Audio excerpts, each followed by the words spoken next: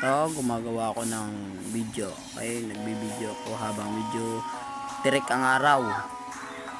Pinayos ko yung camera. Sineset up ko yung camera para makita lahat. Yung mga kasama ko dun eh. Nandun yung mga kasama ko inaayos. Inaayos ko yung short ko. Kasi yung sikip. Kumuha ko ng tali. Kasi magtatali ako ng ano.